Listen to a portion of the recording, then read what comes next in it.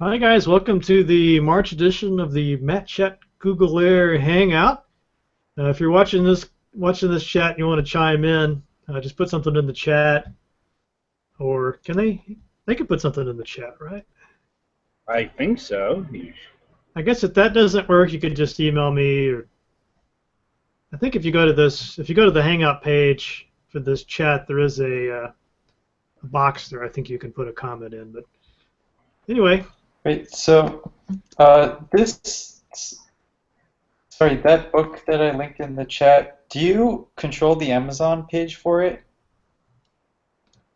I could probably get something changed on it. Why? What's going on with it? It's just, I noticed this a while ago when you linked it. Your author bio, the word technology is missing the Y. It's a very minor nitpick. That's probably But those damn proofreaders again, I swear. since it's your bio, I just thought you should know. Which is it now? Okay, so there's a bio. It's technology, you say? Yeah, it says in the about the author section, it Okay. says technology since 2005.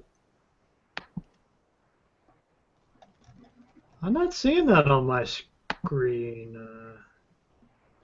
It's down in the editorial reviews, and then about the author. Oh, teaching courses in writing and Technolog. Yeah. Technolog. It's like, what, e-poop? There's got to be some way for me to change that. You might even be able to just ask Amazon directly. Man, Like I did that once.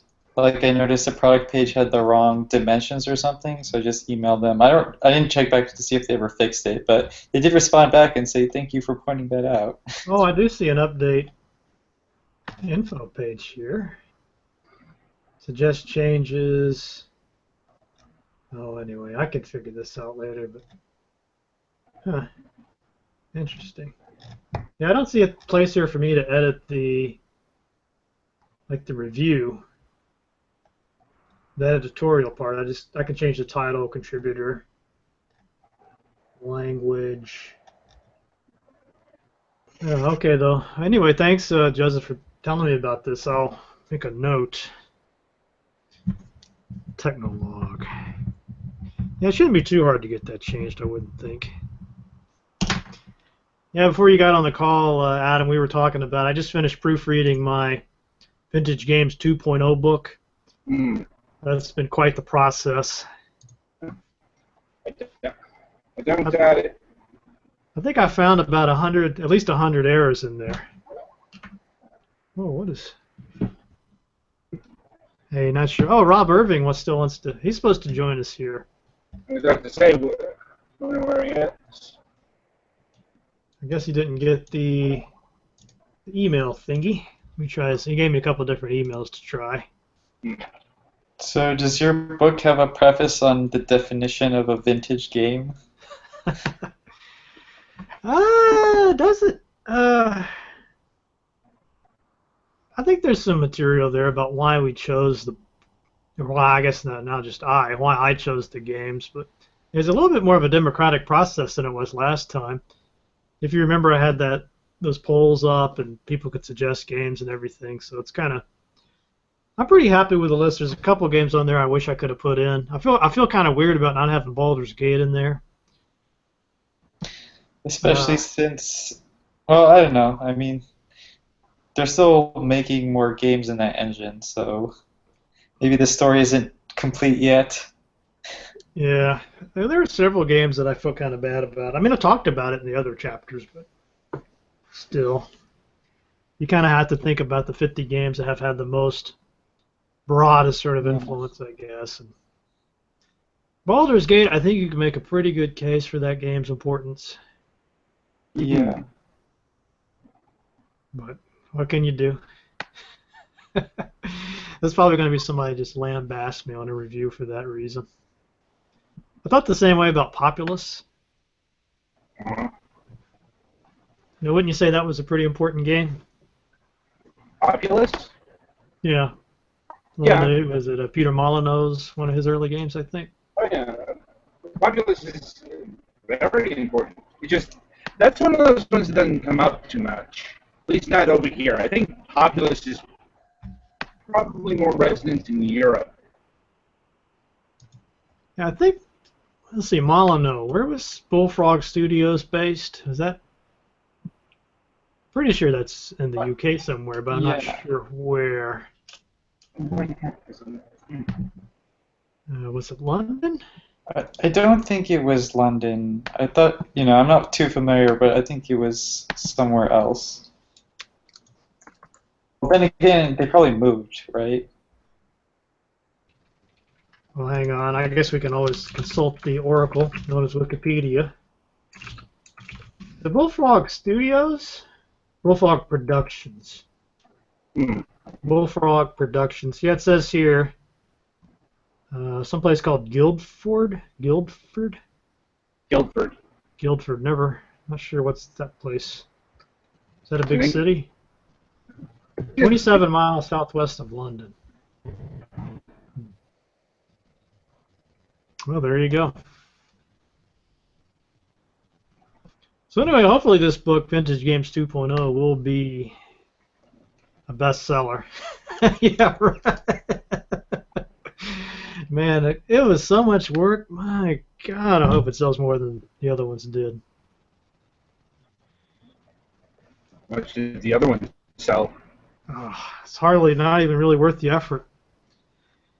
Hmm. I mean, the trouble with books is you have to sell so many before you actually start to get some return on your investment that, you're actually better off. Like, I made a lot more money with the Dungeons and Desktops book just because the book was so much more expensive, right? So you only make money off a percentage of it. So Vintage Games, I think it was, what, $20 or so?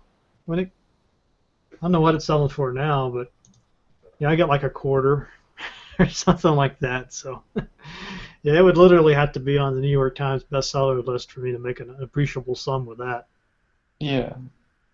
I mean, that's, I think, why some people prefer the self-publishing, but it's a lot harder. Well, the interesting thing about this Vintage Games 2.0 book is, since it's a second edition, they didn't give me any kind of advance, but they give me a higher royalty rate. So if this book were, let's just say, to sell about as good as the first one did, I'd probably make more money with it, even though I didn't get the advance. At least that's what I'm hoping for. I mean, I think I probably made. I bet if you took all the books I wrote, I bet I probably made maybe 6,000 or 7,000 out of all those. It's not something you do for. It's not a quit your day job kind of situation. I think you'd actually make more money writing for magazines. What about you guys? Have you written any articles or books? Uh, Me, no, that's more the domain of my friend who executive produces my show. He's the writer. So you made any money with it? Not yet, but this may change. He's got some plans now. I'm starting to get kind of encouraged because when we first started out, there were hardly any. There was Kent's book about Ultimate History of Video Games, a couple other ones, but it was very few. If you go to Amazon now, though, there's lots of books about video game history. So it seems like there's either a bigger buying public out there, or just more writers than they know what to do with. I think it's more writers because some of this stuff gets incredibly specific. Like I picked up a book last year on the Game Boy's first year. The Game Boy's first year. A whole book about that? Yeah, every software release released in 1989. Lord, is that an e-book or a real published book? It's both. I got the real book. That was like $20. Really nice too. I got this big, thick book here somewhere. I think it's in the bathroom, but it's all about Sega and Nintendo's rivalry. Oh yeah, console history. I haven't picked up that one yet. Is that what it's called? I think it's what it's called. I think I saw a video. Game historian video. I'm not Now, today. Console Wars is the one I'm thinking of. Here, I'll put it in the Yeah, link. so But this one is, I've read about maybe the first. It's a huge book. I probably read the first quarter of it, and it's really good. uh, I really like the approach they took. It's kind of more of a, I guess they tried to dramatize it a little bit, so it's not just facts about what happened, but they have. It's almost like reading a novel. right, right. I've read a couple of books like that. Like, have you ever read Game Over? Yeah, I read that one. It's what Chef. Yeah. That, Game wait, is over. Roger yet? Game over. Press start to continue. Oh, this Yeah, looks like a different edition. Yeah, there were a couple of editions. I had the revised edition that added a few more chapters. You know, there's a book out there you can find by somebody named Shea about Ultima history. Mm-hmm. It's incredibly obscure, but man, if you're into Ultima, that's a must-have. I think it's Shea Adams, the official book of Ultima. Yeah, it's hard to find that. I had to go to a couple of different libraries before I was actually able to find it on the shelf. Mm. I regretted having to return it.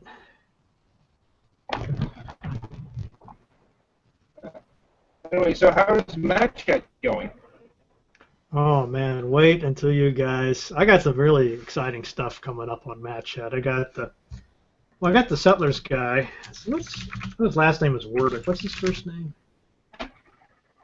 Werdick.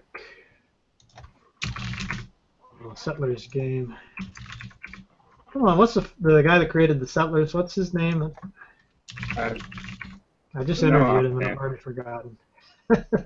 What a week! What a week!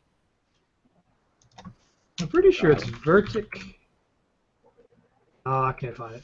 Anyway, I got the father of the Settlers coming on. But what I mean, that's good. But I think possibly even more exciting than that to me was Julian Gollum. Just interviewed him yesterday. Yeah. Must admit, I'm not familiar with his work. Well, he did the original XCOM, Laser Squad. There we go. There we And the go. Chaos Rebel Raiders, game. Chaos Reborn, all that. Yeah. Yeah, but that was really nice because he's one of those guys that doesn't mind telling you everything. I'm kind of familiar with that at this point. Yeah, it's great. I like the unfiltered guys. Those are my favorite. Yeah, but that'll be pretty good.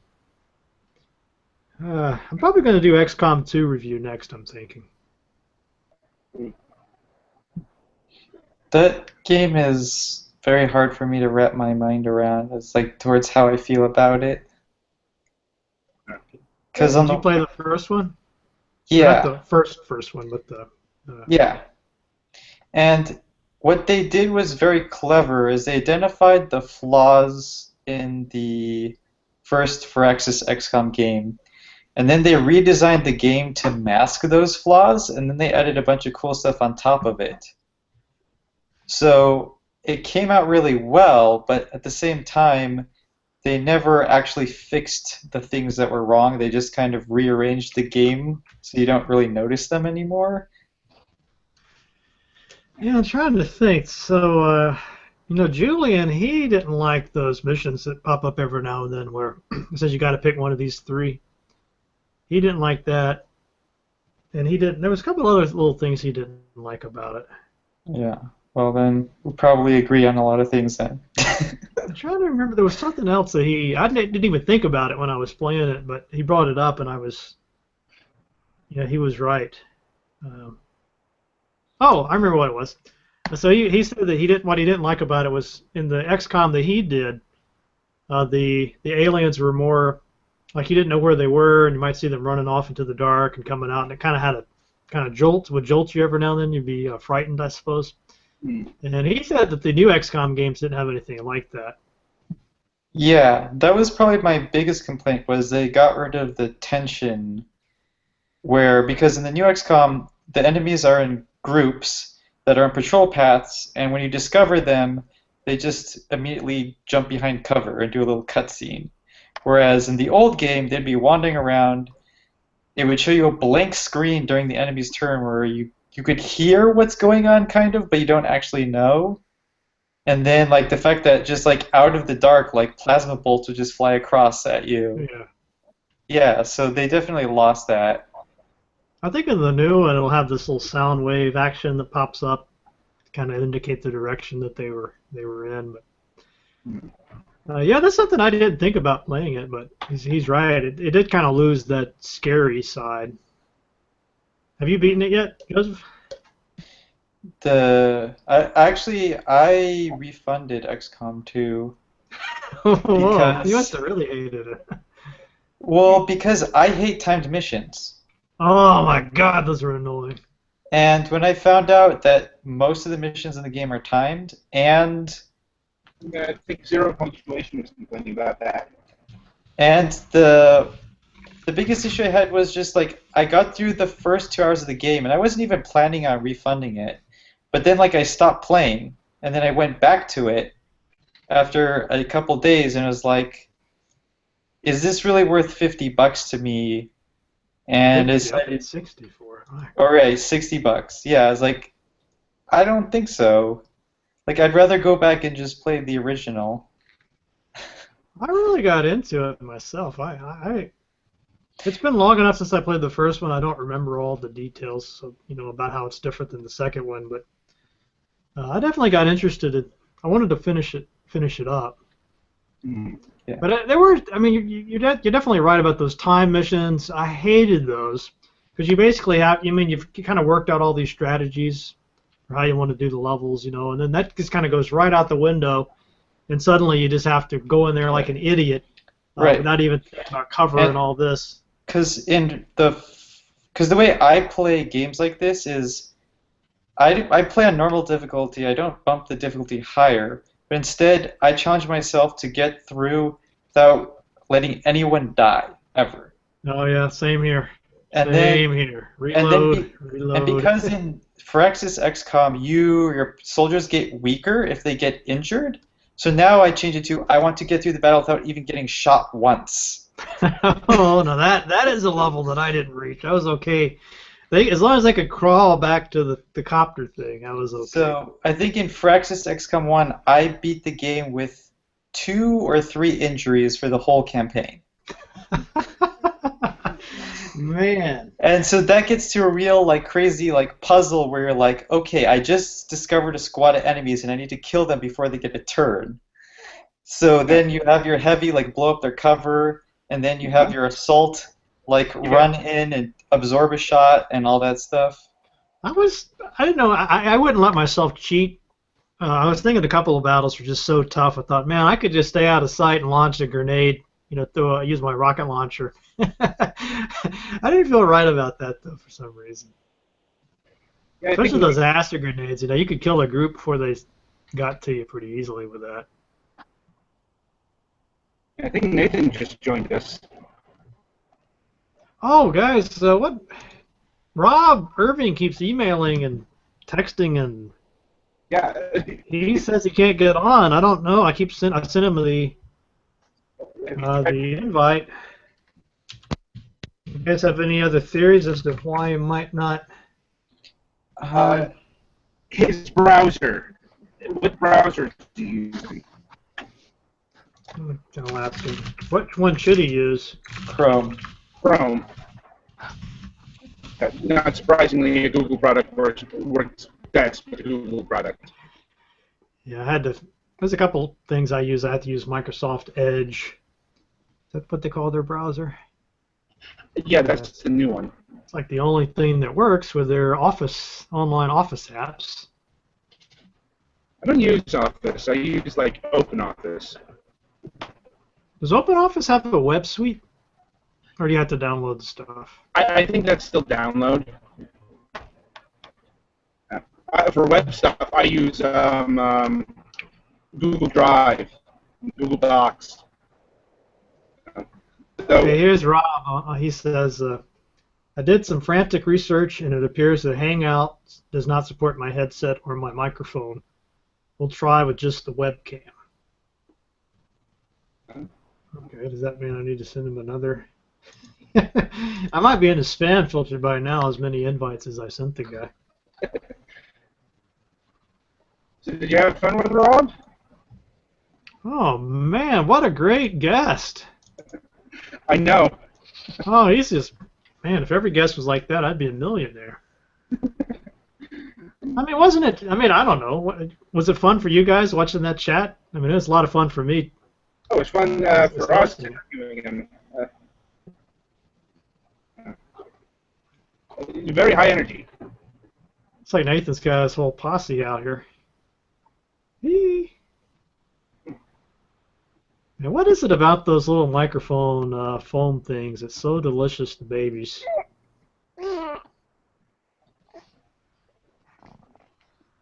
That and the keyboard. She wants the keyboard. Is it mechanical? No, actually, it's not. It's just a G106 or 105 from Logitech. No, the mechanical keyboard I have is over here. It's my friend's Black Widow that died. Hang on. Got it all wrapped up in cables. Usually the husbands die, I thought, with those.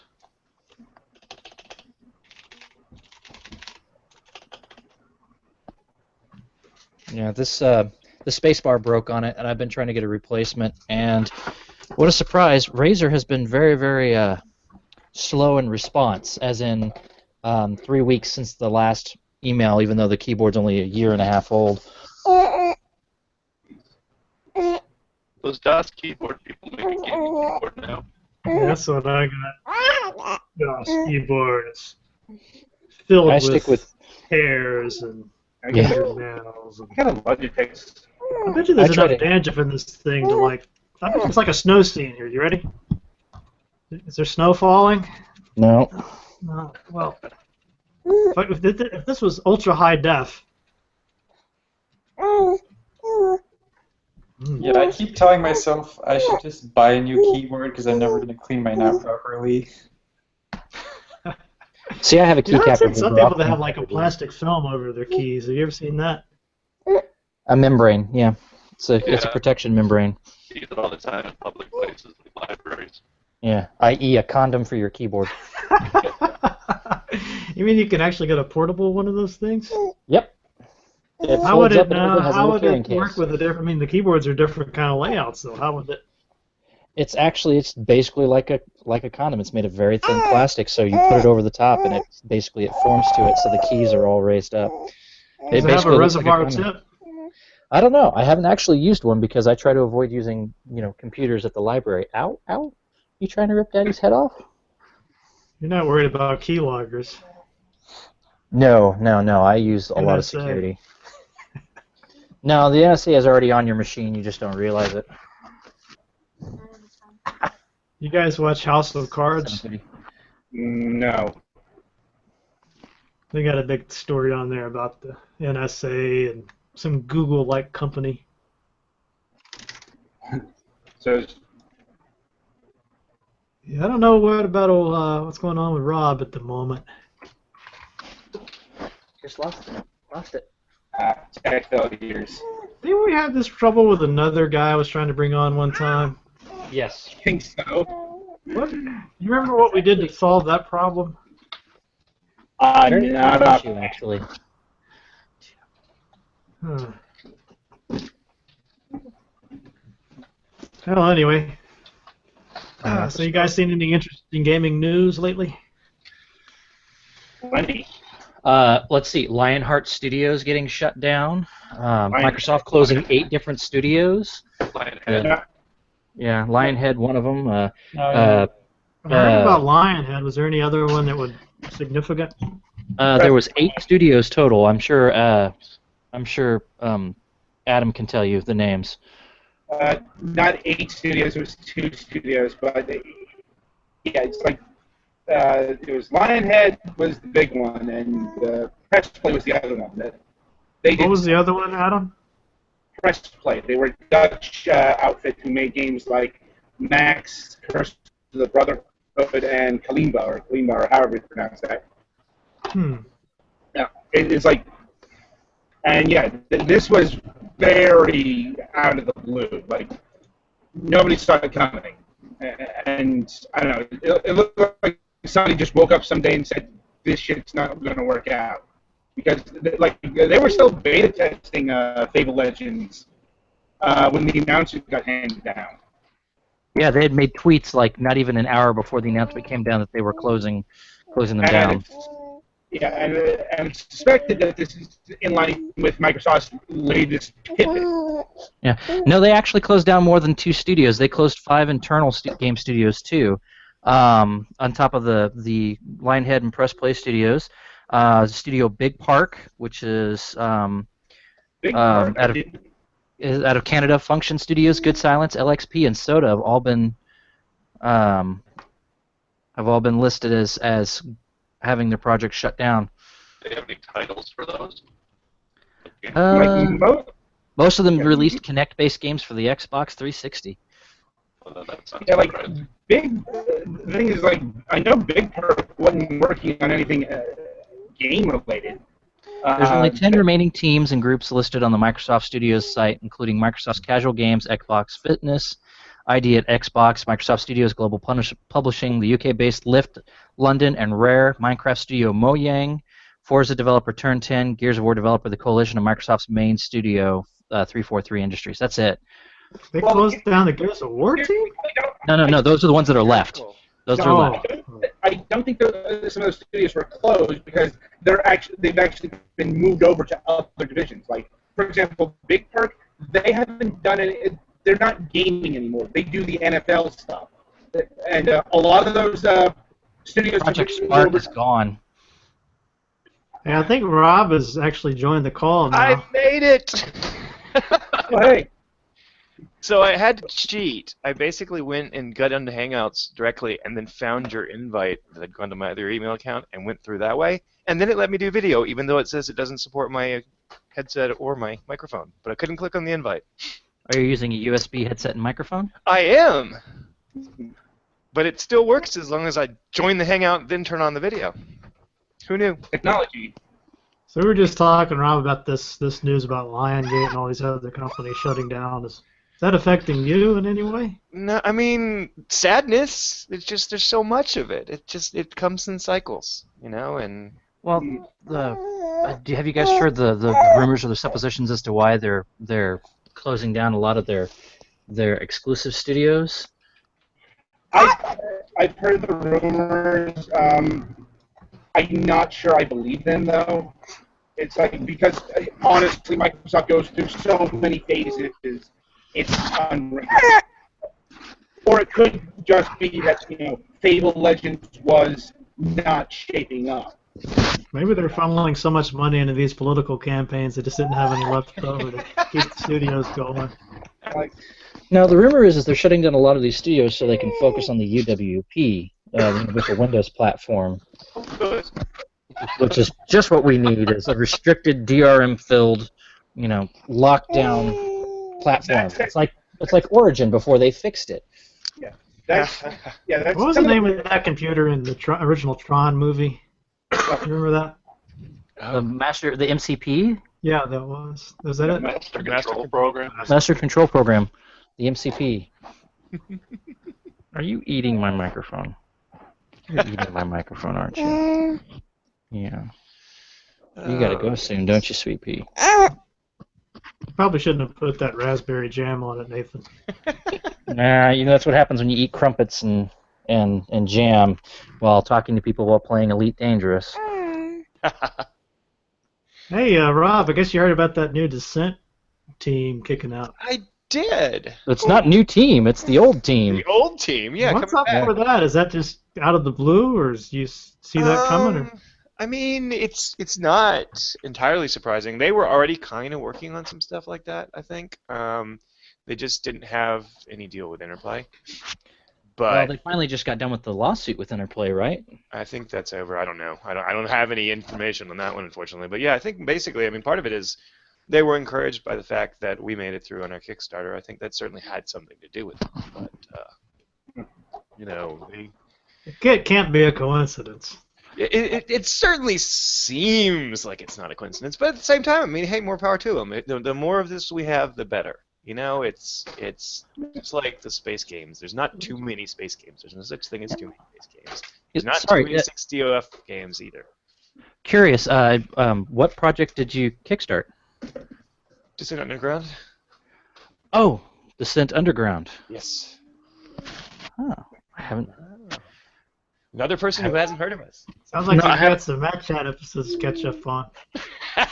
Yeah, he must have missed an episode. Or 4. Or 8, or 10. Well, Rob, I'll give you guys credit for one thing. I was looking at See the this little forums. thing right here in front of you that kind of takes up a lot of my time. they do tend to do that.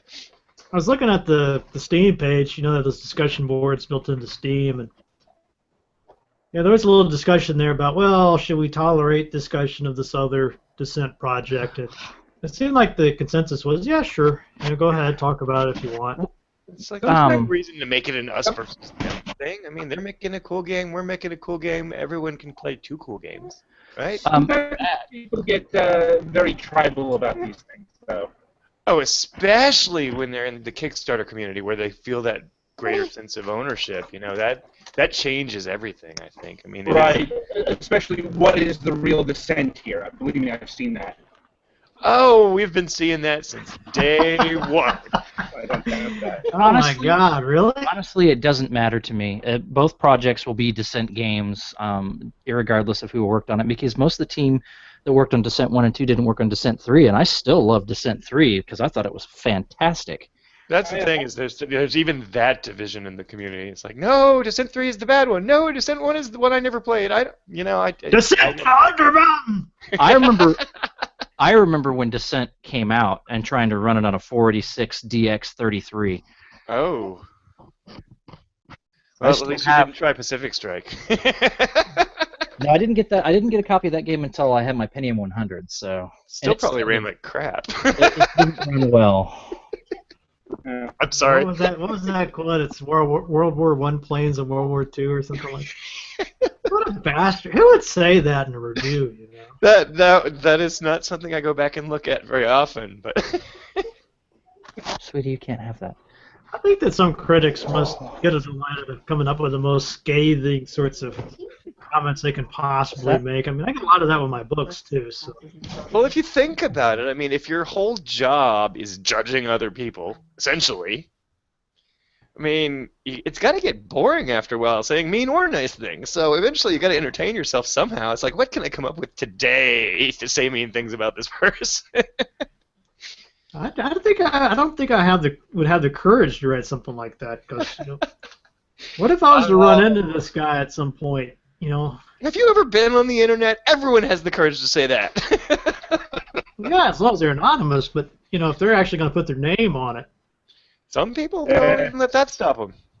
Yeah, I've seen a lot of that. Yeah, if I don't like something, I'm going to let you know whether my name is attached to it or not. Yeah. Well, yeah, but you would just say what you didn't like about it. I mean, that's one thing, but like getting really. I don't get personal with my comments. I mean, you'll never hear me say that the team at Ubisoft that did Might and Magic 10 was full of people who should have been taught how to put their shirts on forwards before they actually programmed a game. But the thing is I've never heard you say that. No, I wouldn't, because that's obviously not true, and that would be an attack against the people that made it. The problem was there were a lot of bugs, like the fact that your armor class didn't work unless you cast a spell on the character. So until they patched the first patch, no matter how much armor you had on your character, you took damage like you had none until you cast the rock skin spell. And that was irritating, and half the spells didn't work right. Like there was one, it still doesn't work to this day, the one where you actually cast a spell and the next attack you do will always hit. It cannot be evaded, cannot be blocked, cannot be parried, cannot be anything.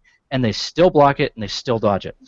Man, that's the thing about the armor class. That like injured your soul or something, right? I mean, that's, no. It's just like it's 101, right? Yeah. I mean, it's like he and really hated that. In my basic programming, when I made my own text-based adventure game with role-playing game elements, I figured out how to make armor class work in BASIC. These people have been programming games for years. How could they not make the armor work in the game in a game that was a release that cost money? My question is, how do your testers let that by? I mean, Um, shame on they you, just testers. I don't That think they is realized it that is because it not. was so subtle. It's Oh so wait, did they basic. put that? Did that game do the early access thing? I don't even remember if they Yes, did. it did, and it bombed horribly in the early access because the thing didn't work very well. The 64-bit version was the only version that was available, and which made a lot of people mad because the 32-bit version wasn't available yet. And then they brought up the 32-bit version. It was so cut down. They cut out features from the 64-bit version that could easily have run in the 32-bit version. So I have no idea why they were cut and things like that. And people were just mad at it. And I still finished it. You I actually, still finished it. I still finished it. but I so fought my way how many through it. hours did you get out of that product? Actually, let's find out. I'll look Those and were the see. worst 80 hours of my life. That's No, exactly what I was no. wondering. Once- It's like, once it- yeah, once it Might was and Magic, patched. 110 hours of gameplay. Once it was patched, it became much better. And I did go back and talk about it again after it was patched. It took me 68 hours to beat it, and that's all the game. 68 And hours. I wonder how long it took me to finish that one. That's a reasonable amount of time, though. I mean, nobody makes games that long anymore. Sorry, what game was this again? Elder Might and Magic 10 Legacy. Might and That's- Magic that's and what I Elder thought. Scrolls. Those are your two long games. You can play. So, would you not recommend that? 75 hours. 75. Now that it's patched, I don't have any problem recommending it, just as long as you understand that it is like Might and Magic 3, not Might and Magic 6 or Might and Magic 7. Well, I Yes, was they need to just, stress that more. I was just That trying to choose between playing that or trying to go through and play like Wizardry 8 again. I love Wizardry 8, not withstanding all the massive issues it has, but Might and Magic 10. The nice thing about Might and Magic 10 versus Wizardry 8 would be that since you've never played it before, and I'm guessing you've played Wizardry 8 before, it will be a completely new experience. It will be a lot more surprising. Yeah. Well, there's nothing really surprising about the story, I would say. I mean, it's very very cut and dry. Fantasy. Welcome to our- Descent Underground. Mhm. Did you guys have like an alpha copy that was shown on LGR's channel? Because I seem to recall he was like a shooter that was like Descent, and he was just going up against bots. Yeah, we are on early access now, so we've been all over the place. Now we've been on early access since what, October? No, earlier than that. It would have been late last year that he did a video on it. It looked that looked makes good. sense. Yeah, I and like it was against their dumb bots. We've got new and improved bots coming soon. I like the explosions. Just made it. Yeah, that explosion. Our FX guy was really proud of that, and I'm like, that's a pretty impressive explosion. Yep, you're It right. got better though. He played the pre-alpha back in November. Oh, there we go. Yeah, we're still technically pre-alpha since we're in early access, but it's a lot more of a game right now than it was back then. Has anybody here played the new Master of Orion? I It's am still in staying early away until it's access. finished. Yeah, same here. I'm with I'm Rob. scared of I hate early early access stuff. I hate it. Does that make me a hypocrite that I'm working on an No. early Yeah, access it game and I does. don't like to? Total hypocrite. That just means that you update your product and you go, I'm not going to play it. Someone else will have to do it for me. Yeah, 'cause I don't exactly. play I'm it." just like, I'm not gonna play unless the boss makes me I've stream. got reasonable faith in Rob and company that they're actually going to finish the game, so I don't mind. Yeah, sometimes I have to play early access games, but we have a policy that we don't review them. You know, so Well, yeah, I wouldn't review it. I was just curious if anybody had tried it. I've Basically- only watched Let's Plays of it, but 2 playthroughs. Yeah, basically from what I've been able to ascertain, I haven't picked it up because I'm not buying anything right now game wise.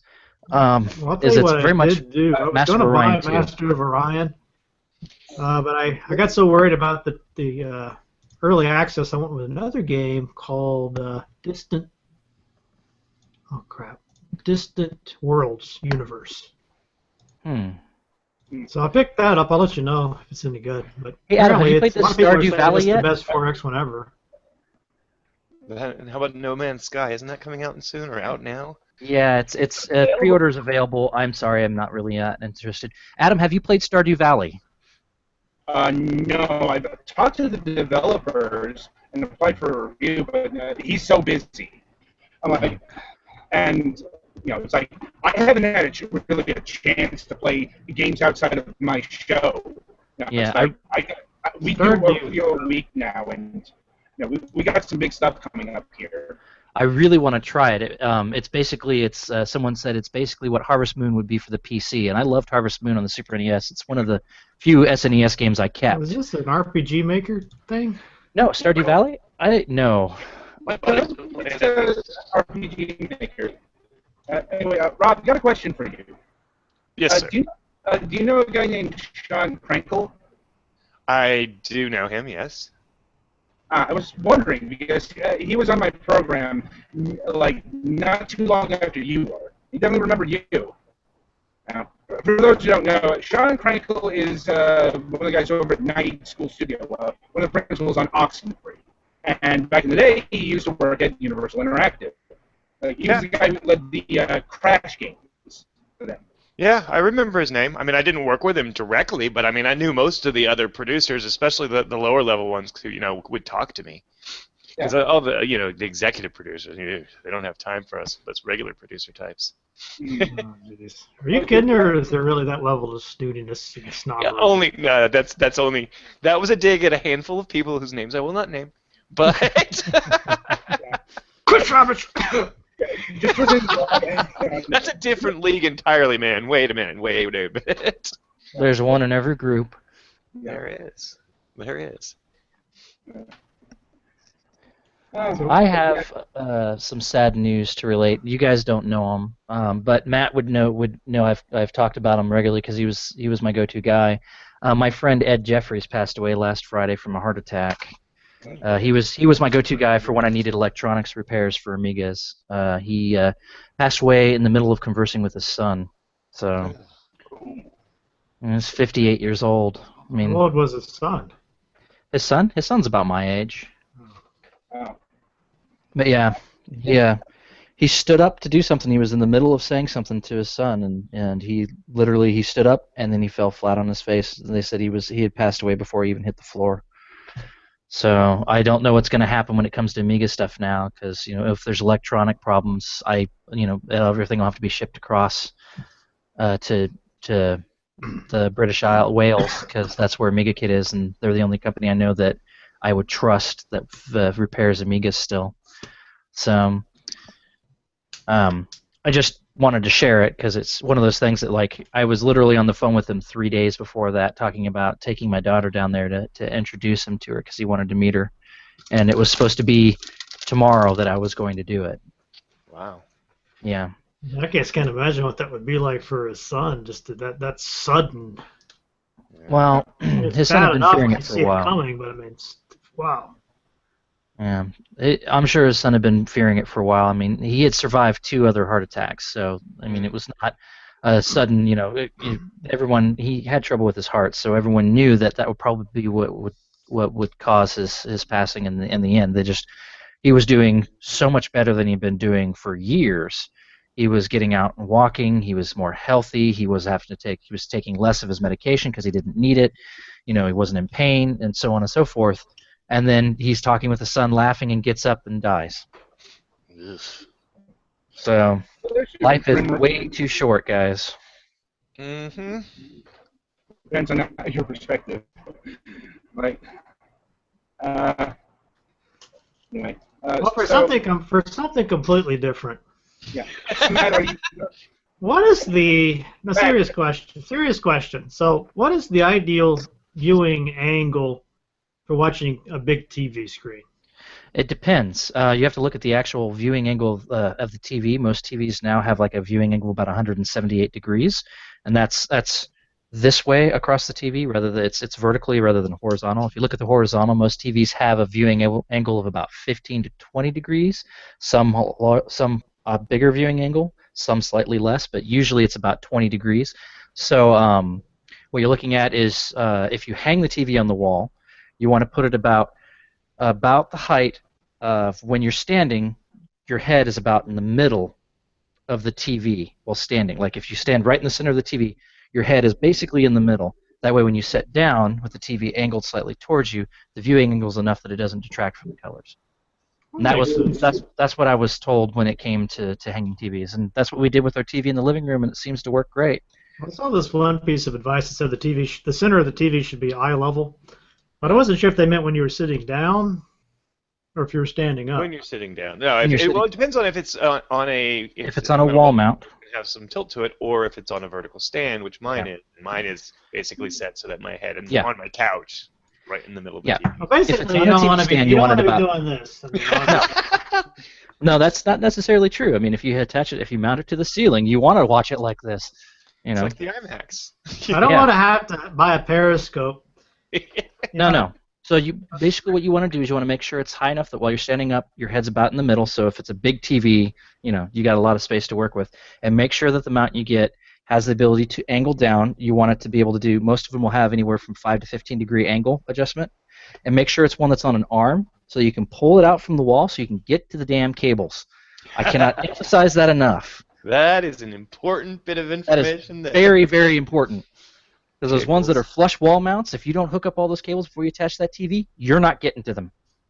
You're just not. If you better pray you have side mounts on the side of that thing because all the back ports are gone. Yeah, I've been having. You guys wouldn't believe the trouble I've been having with trying to find a stand. A TV stand?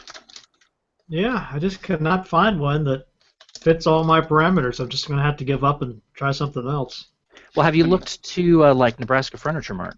I mean, even if you don't have one near you, they have a lot of different mounts online. Well, the I'm thing sorry, that was Adam, go holding me ahead. up, I was looking for I got a sound bar, and I was trying to find some kind of stand that would have a space or slot or something for a sound bar, and I guess they just do not make them. They Or if will they do, eventually. it's too small to fit the thing, so. Yeah. How long is the soundbar? Oh, I don't remember off the top of my head. Apparently it's bigger than, isn't like a giant thing, but It's like, is it man, I is cannot it as find big as it. a 52-inch TV, or is Is it taller than is it longer than I am tall? 72 inches. No, nothing. Okay. So I thought, Um, well, I'm not crazy about the sound bar anyway. So I'm like, maybe I'll just get some other setup. But man, No. it's so complex. No. Walmart for $20 has a wall mount for sound bars that'll mount specifically the sound bar to the wall. So you mount your TV, you mount your sound bar underneath. You're good to go. Wow. That's Walmart, so you can find something 100,000 times better at any See, the only actual thing audio is, store. this TV stand I bought has that slot for the sound bar. So I don't know if I would, knowing me, I'd keep looking at that empty slot and just feel lonely. I filled that empty slot with various different things like controllers where my daughter couldn't get a hold of them. Clever. Hey, Anything electronic she's after. I thought I heard my name. Somebody was asking me something. Yeah, so Matt, are you going to pick up Siege of Dragonspear? Oh yeah, I got the collector's edition. Oh, That's a new Baldur's Gate? Yeah, that's New Baldur's Gate. It comes with what does that come with? A cloth map, a Cloth map. Yes, thank you, Richard Garriott. license plate. Yeah, I was on the fence of whether or not I should spring for that. I'm going to be reviewing it, so I'm getting it gifted. You're going to review the collector's edition? That's a nice. Not the fit. collector's edition, it's the digital edition. But it's like this is kind of a side benefit of interviewing people who work on the game. They tend to give you their codes. Maybe Matt will let you look at his cloth map when he gets it. Let's see, DRM-free copy, complete soundtrack, cloth map, full Wouldn't color have a copy of Bruce Duncan's field I'd report. rather have a T-shirt than a cloth map, to be honest with you. That's Richard. That's Richard Garriott. That's Richard Garriott. Yeah, he Guy started from that Fire. whole thing. Ultima. All those cloth maps. Wasn't he the first one to really do that? Yep. All the way back with Ultima 2, because didn't he get in fights with Sierra about that? Because Sierra was like, sure "No, he we don't did. want to spend the money," and he's like, "Yes, we'll spend the I think money." when he was done, he wet it and then kind of rolled it up and whipped him with it. I wouldn't blame him. They're like, what? Where are we going to source that? What are you talking about? I'm sure that's how the whole conversation but went. he was right though. I mean, every role-playing game you played on at some point is like, if I only had a cloth map. Where's Not the if it wasn't cloth paper that map? would get torn up while I'm trying to unfold the damn thing. That way, if you spill your Mountain Dew, you also have an emergency cloth map cleanup. Yeah.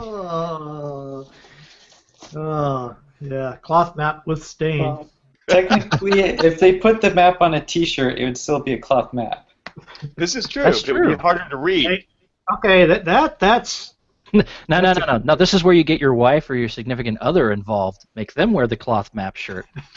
And call them anytime Truly you need to find interactive. something. the ultimate song. That's going to make you popular. Truly interactive. Hang on one second. I gotta read here what the words say.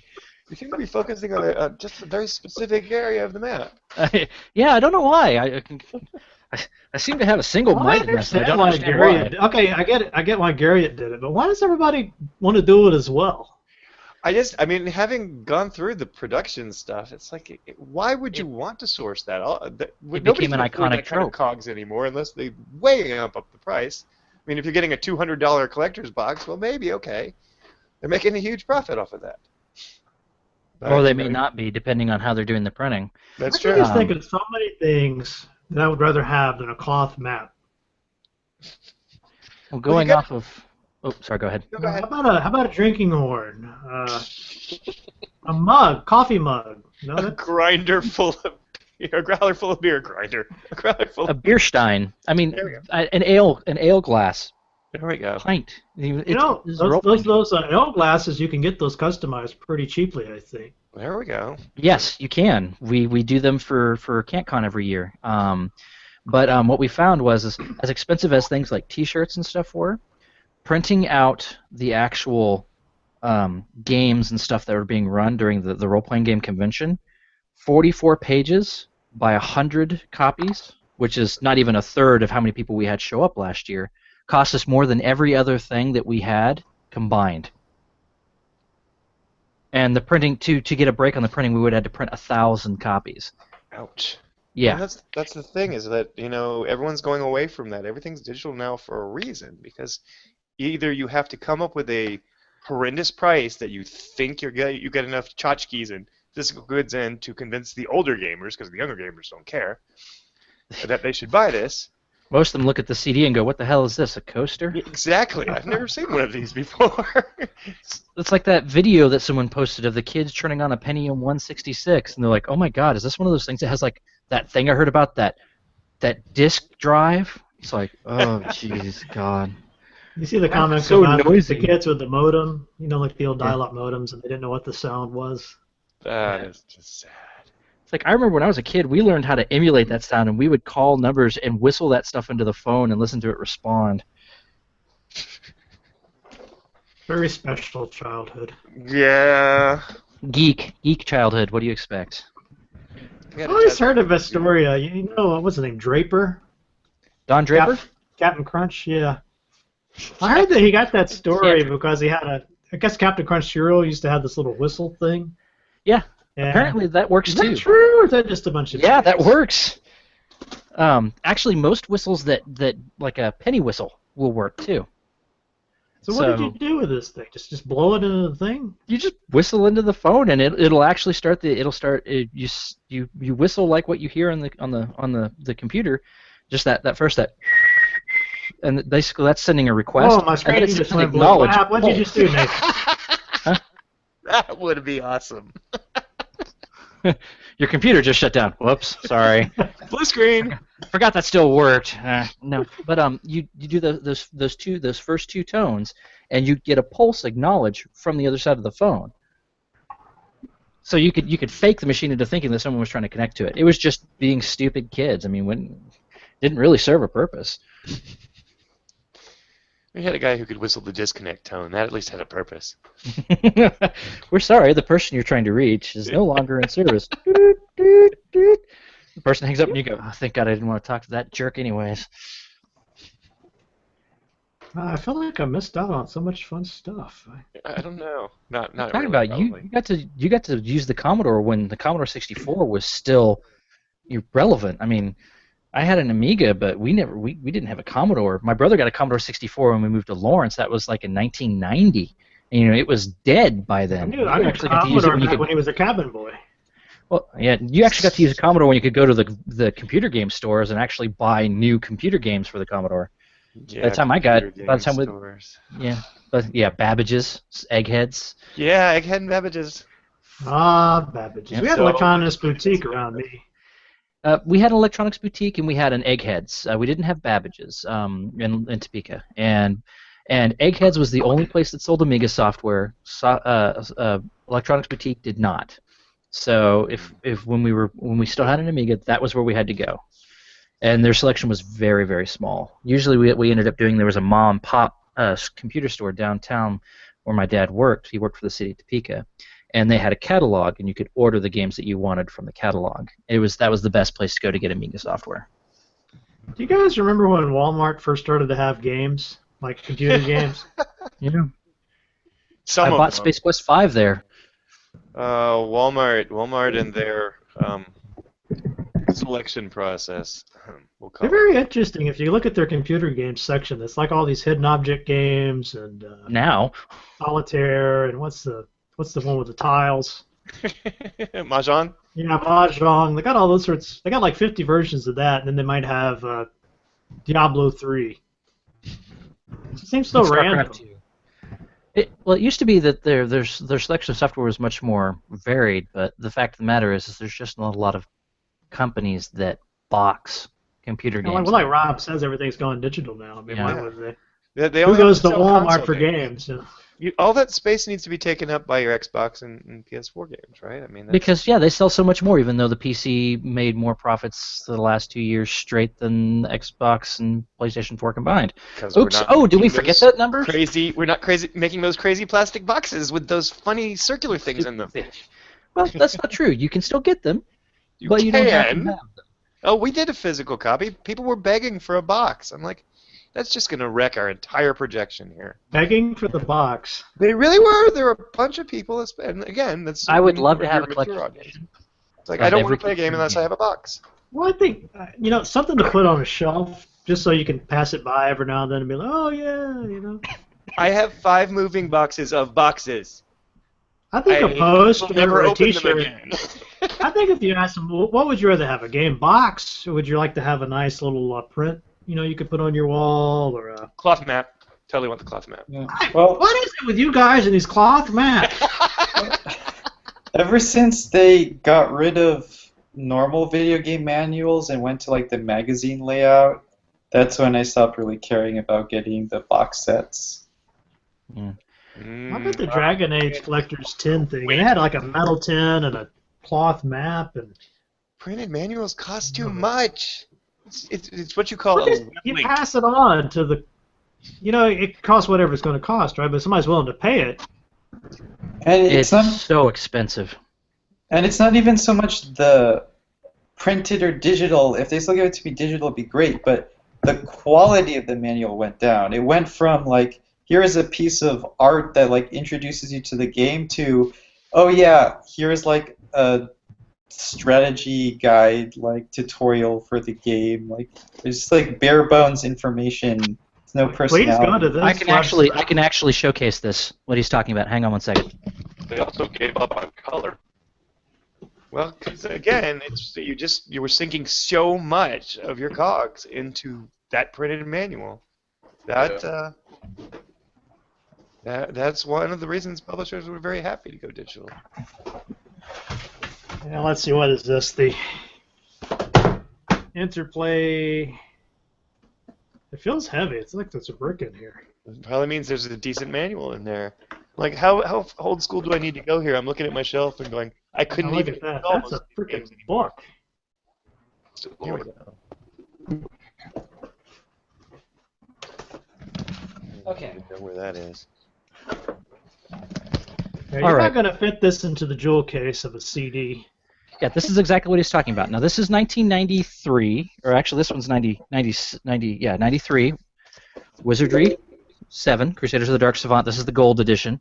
But as you can see, it's 105 pages long for a rule book for a fairly complex game. This is 1999, and this is a manual for 4 games, It's coming. and it's all of 40 pages. It's comic book. Yeah, that's there we go. Well, look, here's Fallout 4. Let's see what they have. Nothing. That season pass. That's good. All the warranty information. Thank God. I'm whipping That's out my what, that's copy of what I wanted Privateer to read. 2. I'm checking to see what the manual is like in Privateer 2. Hey, it's an Origin game. It's got to be expensive.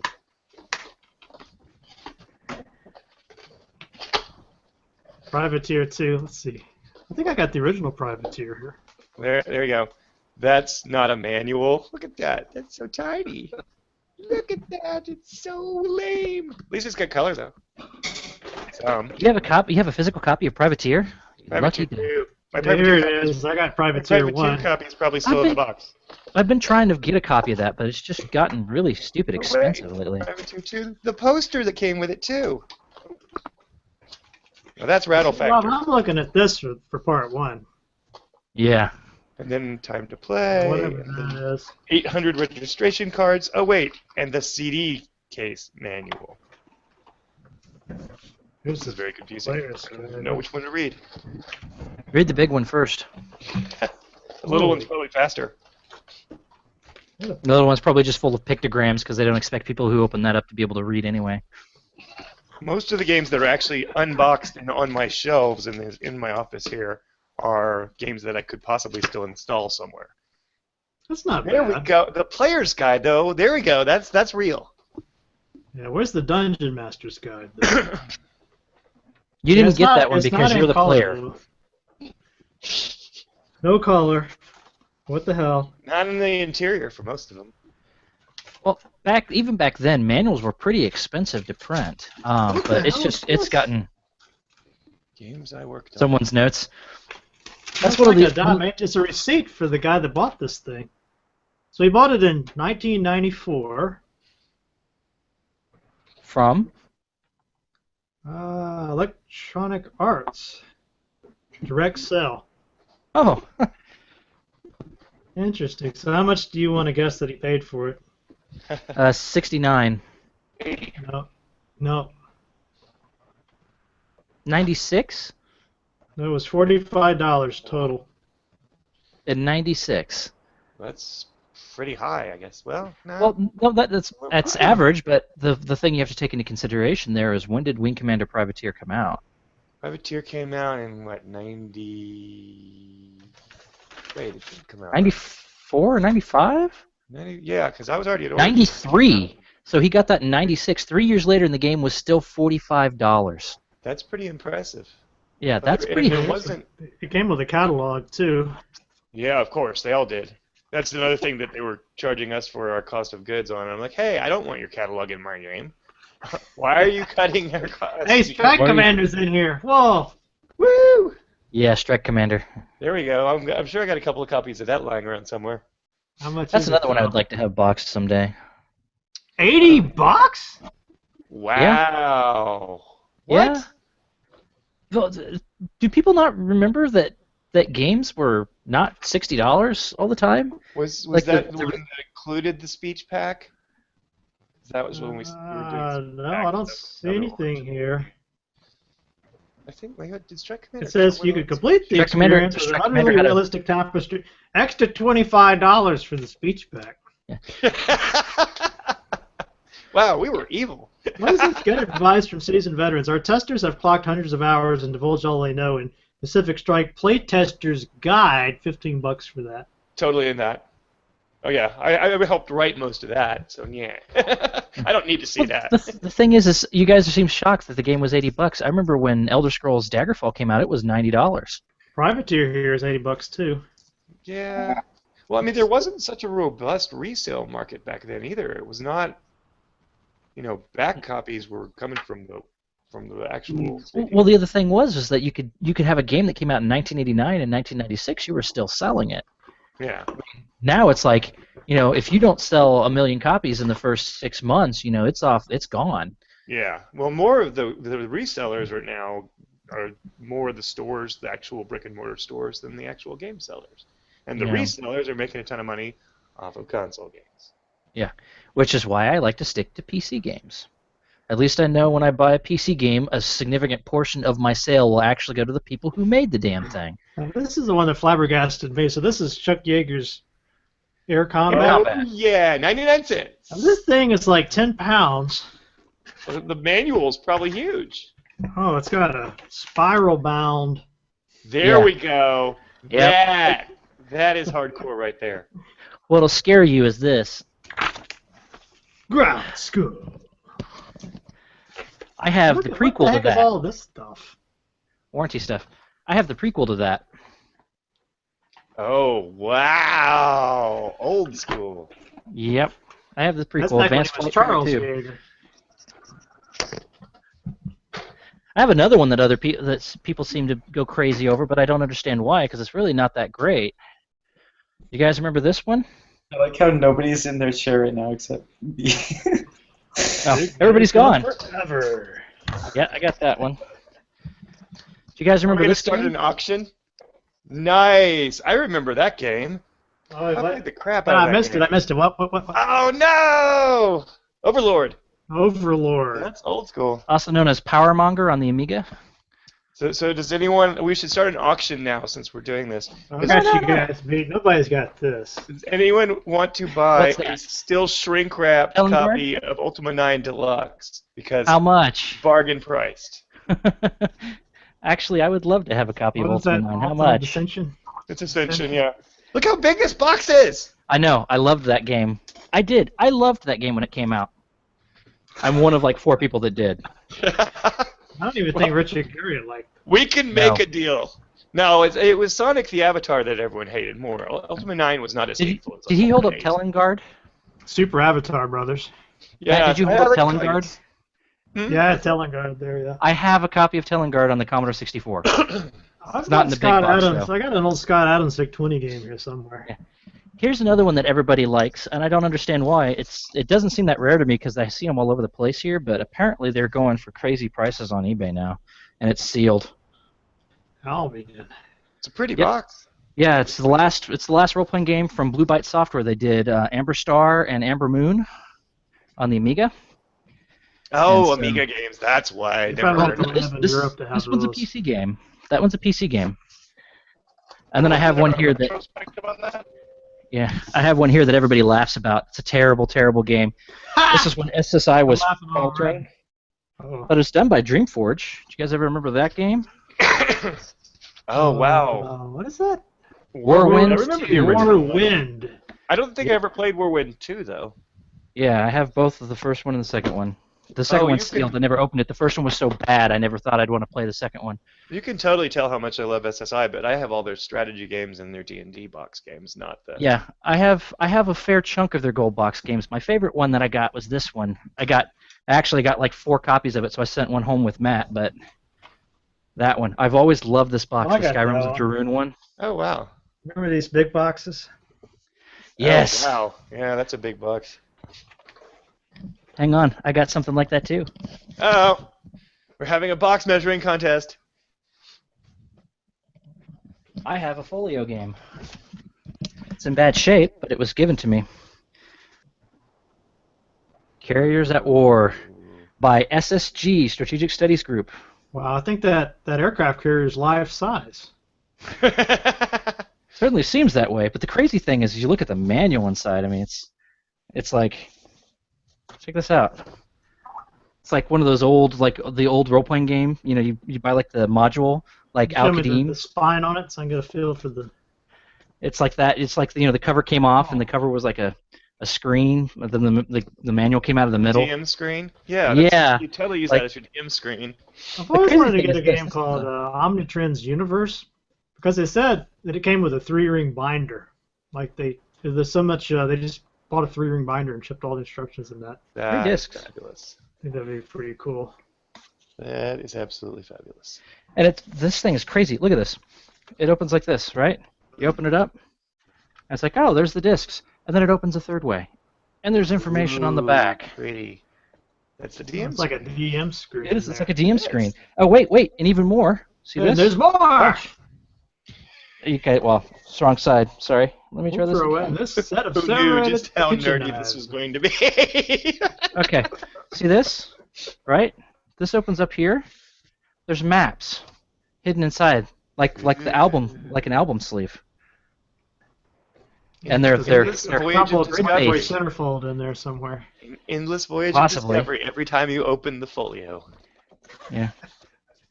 There might be a there's instructions on how to build a desk for crying out loud. So You need a desk so that you can fit your Dungeon Master screen on it. no kidding. Because back then you only had one monitor. Yeah. Well, I still do only have one monitor.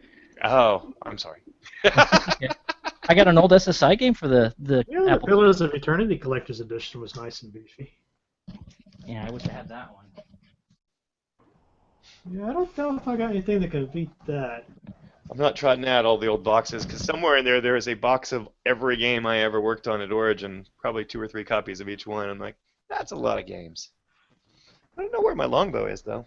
That had a pretty good manual. Okay. Longbow. Two more interesting ones. Okay. Here's an early SSI one. Ooh, Don't know if you guys remember this one. Yes, I do. Yeah, it's the Apple Rockin'. II version. Lost my virginity playing that game. Not That entirely seems certain we wanted to unlikely. know that, but this is one of those things I was telling you about before that's really cool. Here's this one. I don't know much about this one, but some people hold it in high regard.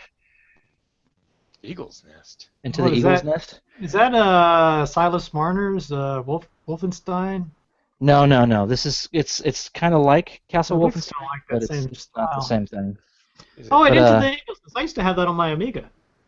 Yeah. But it's got the little Kind of a manual. top-down thing. Yeah, it is top down. Strategy game. No, it's like a action game kind of. You shoot people and knock them out and stuff like that. There's a little bit of gameplay. Hey, look, keys. I I had a discussion about keys in the office the other day about, hey, isn't that kind of an obsolete mechanic? I'm like, no! No. It works. It's worked for 30 It years. worked for adventure. But the cool thing is this. This was inside. These are whoever owned this game did hand-drawn maps of the There different we areas. go. Very nice. Those are always fun to come across. Like You've my copy of discovered Wizardry. hidden treasure. Yeah, my usually you copy only of see those Wizardry on is the same prison thing. walls.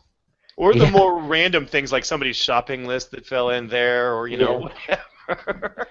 Or my favorite one was in the Quest for Glory 2 game I bought on to replace mine that got sold on eBay from an ex-girlfriend. There was actually that's a long story that we don't want to go into.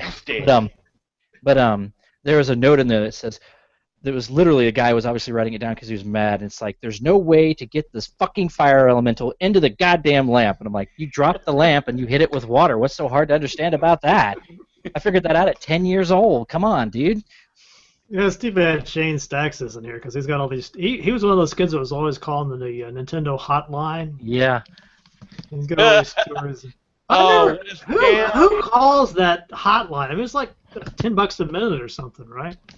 I actually hardened myself mentally, toughened myself up by not having a hotline to call. Yeah. I'm one of those people that a lot of the other kids at school hated because I was the one that played all the Sierra games, and there was only one Sierra game that I ever owned that I actually bought a hint book for because I couldn't figure it out by myself, and that was the Dagger of Amon-Ra.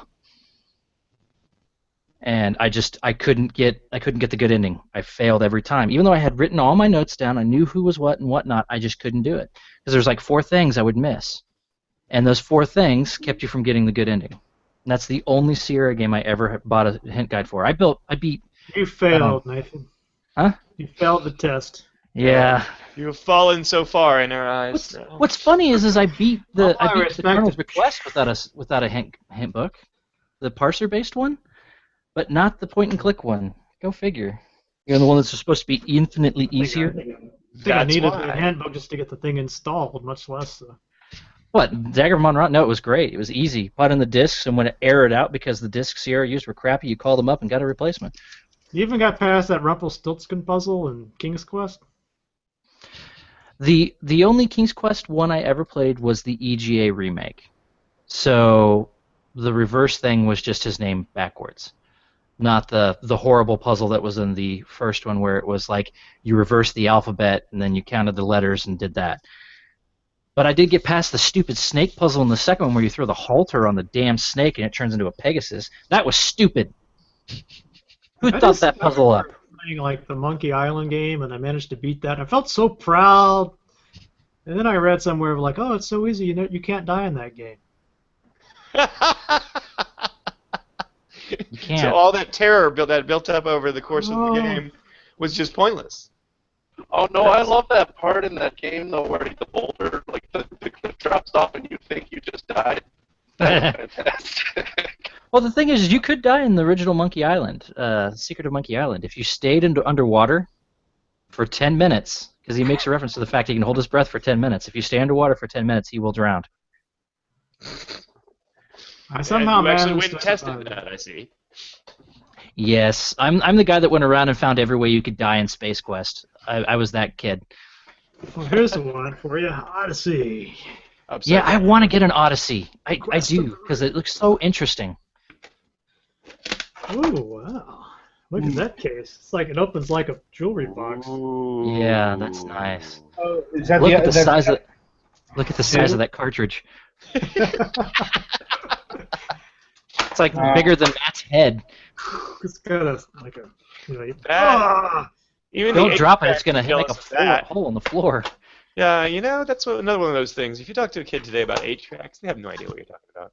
what the Eight-track. hell is this? Bag of cookies? No, it's like- they're markers and Something. stuff. There's actually a board with that, if I remember correctly. Yeah, there's Oh, I three was of them. hoping it was Girl Scout cookies because I'm out. God, what the? Have you never opened that before? What is this little guy? I don't know, but it's cool looking. Oh, man, it's got coins in here. What the? Yeah, Yeah, this is putting Lord British to shame here. There were three of those types. There's like a space one, a fantasy one, and a strategy one, like a military Yeah. one. They're all like hybrid board video games. Well, there is something else in here. What Yeah, there's a board in there. Yeah. the? Oh my God! It's as he just as Look at this thing. Now this As is a Chris just map. That's yeah. a map. Give me this over a cloth map. Oh, no, I need cloth. It needs to be more easily storable for me. Plus, it's eventually those folds are going to wear out. It's going to fall apart. Or your daughter's going to get a hold of it and whip you in the eye with it and take your eye out. Ouch. Those things can hurt. Yeah, those corners are sharp. Full Plus, color. you can't clean up the Mountain Dew spills. See? Yeah. Not And of multi-purpose. course, I'm sure the actual game totally sucks, but you know. Actually, no, those ones are supposed to be really good. Yeah, I was gonna say I've heard really good things about those. Yeah, all three of the strategy, the sci-fi, and the fantasy one, all three of those are supposed to be fantastic. That's not a maybe I should machine do I a match have. head on one of these games. Good luck I think you capturing have the to have footage. two people to play it with, though, right? I don't think so. It's one of those games that brazenly assumes you have a friend. I mean, like D&D's Dragon Strike. That By one the time you requires finish two reading the players? instructions, at least. By the time you finish reading the instructions to your friend, they're off doing something else because they don't want to play anymore. I never did get to play that board game. Yeah, one of the games we were Once. talking about I was talking about with Julian was a play-by-mail game. Oh my god, I remember those. I never got to play one. Can you imagine There was that? a hype- Having to mail a disc back and forth? I think I did that all of about, like, twice, 2 moves, and then I was like, this is way too frustrating. It had this cool one. It was called Hyperborean Wars. It was a play-by-mail game that you could play. You paid like $15. It was like $15. It was like 87, 88. It was in the Conan the Barbarian comics. You know, the big ones, the savage, they look like normal magazine sized. Oh yeah, comic. Savage sort of Conan. Yeah, savage sort of Conan. And there was an ad in there for it. It was like $15, and you got the rules, and then you did play by mail, and it was basically like the whole land of Hyperborea, and you fought factions and stuff by mail. I never got a chance to play it. My dad tried to get it for me for Christmas, and they sent him back his check saying that the game had been canceled. Imagine playing something like that if you were an Alaskan. You had to wait for the Oh, dear Lord. dogs. It's just Or so the yak infuriating coming to in have the to back of the wait yak. that long Talk to about see what happens. turn-based. That's worse than like watching episodes of a TV show. At least they You at least couldn't get shoot an hour of it. action a week on the TV show. The game, you have to wait a week and get one move. Yeah, think You guys about remember like the a game early like Civilization where those first few moves are so quick, you know. Yeah, I'm already dead by like Machine. turn 10. I'm just thinking of the people who probably mailed their disc off after their first move and got back, and they were just like surrounded by nuclear weapons and everything. Someone just hacking the file. You lose. Thanks for playing. Well, they wouldn't be that out if you were losing. You could say, "Oh, you know, I never got the disc." Well, that's not much of a stretch with our mail here. God, I've never had mail as bad as the mail we have at this house. Huh. 1 in 4 things makes it here. That's not good. That's not good odds at all. No, You that's must have been not. a very naughty boy. Nope, it's why whenever I ship anything, like when I buy games online and stuff, whenever I have them shipped here, I make sure they're shipped via UPS or FedEx, even though I have to pay more. Because then at least I know it'll get here. I didn't show you the latest thing I got. It was on Amazon, and it was $4.95, and the guy said it was the jewel case only. So imagine my surprise when I opened up the box, and it was a sealed copy of Rebel Assault. He said jewel case only, and he sent you the sealed copy. Sealed box copy for $4.95. I that's- contacted him about it. wow. He's like, no. He says, I told you it was just the box game. I'm like, no, you said jewel case. He went back and goes, no, it says box copy. I'm like, it's sealed. He's like, yes. I was like, well, how the hell am I supposed to play it? It's sealed. If they're sealed, I don't open them. He's like, well, you can always buy a copy on GOG. Jackass. Yes, you can. And I did. And it's not very expensive. No, it's $4.95. It was $4.99. It was or $5.99. It was $1 more than what I paid for a boxed copy. That you won't open, so it's Well, actually yeah. infinite more value than the box Well, copy. Yeah, the thing is I hate sealed when I buy my copies. computer games, if they're open, I play them. If I buy them and they're sealed, and I generally tend to try to make sure I buy the ones that are not sealed because I don't buy Next my time I classic come computer over, games Nathan, I'll to just set them open on the them up shelf. for you, and I'll relieve the tension. No. You're like, But, what? That would be beautiful. I generally I I did that tend with to my buy Play them all Star now. You know, I had all these Star Trek toys and little guys and little characters, and I'm like, why the hell are these in the box? You can't play with these. You can't play with your original Star Wars action figures if they're still in the bubble packages. I'll just rip those off for you, Yeah, messily. you have this incredible feeling of satisfaction. I'm trying to think. What else do I have that other people always think is crazy? I have a sealed copy of Lands of Lore, The Throne of Chaos, and Lands of Lore, Guardians of Destiny, and a sealed copy of Blade Runner, which I really want to open. Well, pretty You much should name open every them. Origin game. I probably have a sealed copy of them. I take it you worked for Origin? Yes, for quite some Awesome. many, many moons. So you worked with Chris Roberts and I worked with Richard him Garriott? back then too. I had Yes, a sealed copy of what was Calibeth. he's obviously missed like four episodes of Matt Chats. I have. See, this is a problem. I honestly, aside from playing some Elite Dangerous from time to time, I've been spending most of my time when it comes to computer on the laptop working. So I haven't had time to watch anything. Now that I'm doing mining in Elite Dangerous, though, I can just throw a video on the side thing because mining is boring as hell.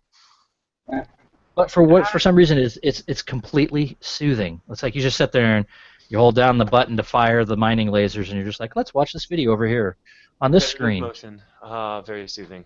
It's like fishing in World of Warcraft. Yeah. My Anyway, card guys, ran out. we need to have some final thoughts here. Did we have any thoughts yet? 8:30. Don't eat yellow snow. That's not a All right, thought. let's hear Adam's final thought. Final thoughts. Well, I'm hoping that Descent Underground turns out as good as its pre-alpha has been. Me too. And I look forward to having you back on my show, Rob. Whenever that happens. Sure. I'm easy to get a hold of. I'm aware. For Google Video Hangouts. equipment work. Yeah. Uh, How about you, Chris? Oh, I don't think I have anything specific here. I do know I didn't play a lot of those games when I didn't have those growing up, but so I wasn't sure what I think of that interview process going in. But this has been one of the most entertaining runs that have been on the show. I've really enjoyed these. That's cool. Thank you. You know, we had a good time. Yeah, you could tell in the interview. Yeah, you didn't see all the stuff we had to cut out due to censorship. It go way far afield at times. Well, if you want more information, We cut out that whole hot tub sequence was cut right out. We didn't really want to see that anyway. Me neither. It's actually funny. It's one of the things I least like to do is listen to myself talk. So I don't usually go back and listen to my interviews, but I had to go back and look at his to see how he edited them. Yeah, you never know what he's going to do with that editing. I like the episodic approach, though. It's very nice. It's like nobody's going to listen for 2.5 hours. So here's the question for you, Matt. What are you going to review an adventure game again? It's been a while since you've done one of those. Yeah, I'm working on one now. It's the Quest for Infamy or something like that. Quest for Infamy, yeah. By Infamous Adventures? Kind of having a hard Quest for- time with it, just technologically. I can't seem to get the resolution right on my computer, so... Yeah, I had serious problems with that too. Quest for Infamy or Order of the Thorn? Order of the Thorn. Oh, the new one. Yeah. I reviewed that game about a month ago.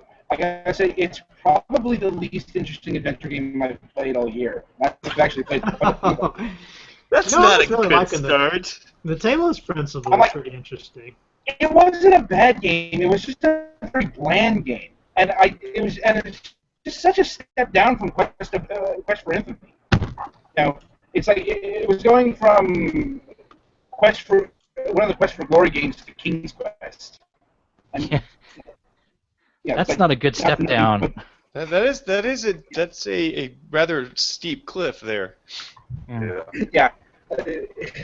And like I said, this game would have worked out better had it been Infamous Quest's first release. But I'm like, after Quest for Infamy, I'm like, they can do better. We know they can. Yeah, We've I'm already like, seen it. yeah. It's like, so I think I gave the game a 5. Like it wasn't a bad game. It was just 5 out of complete- 10? Yeah, 5 out of 10. We rate games on a 10-point scale, an actual 10 scale. So It wasn't enough, is the problem. yeah, 5 is especially not going to be my happy place if I get a 5 on a game. Yeah, especially Well, since yeah. I'm playing games like Life is Strange, Oxenfree, The Last Door. I do have Life right is Strange, too. I need to play that one. Yeah, right now I'm working on Watch and Eye's latest Shardlight. I think I got a problem with Life is Strange, though, because they got this sequence with the professor at the beginning of it, and it's not exactly presented in a favorable light, it seems to me. I will not say one word about Life is Strange.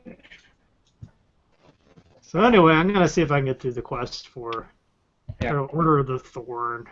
We're going. Yeah. All right. I Um, definitely want to play that new Myst game when it comes out. What about Heroines Quest? Have No. you tried that one yet?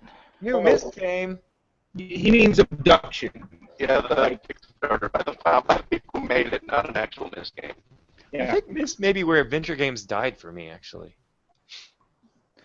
Probably because of the 3DO, though, not because of. Just because it didn't have a cloth map, no reason to hate. Just on because it took 20 seconds to load each screen. You played on 3DO though, right? Yeah, I know. I had to play something on there, man. I had used all the other 3 games up.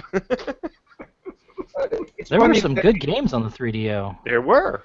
There were One of them about was not Myst. 5. No, Myst was definitely horrendous on the 3DO because it could not handle the graphics. Out of This World or Another World was fantastic on the 3DO. Yeah. Didn't you have a Madden game on the 3DO? They did. Yes. And FIFA. Yeah. Return Fire, one of the best games ever. Night Trap, your favorite. Night Trap, oh yeah. Dana Plato, you go, girl. I've never played that game. I didn't Oh, even know that don't. was a 3DO. I just- Don't even.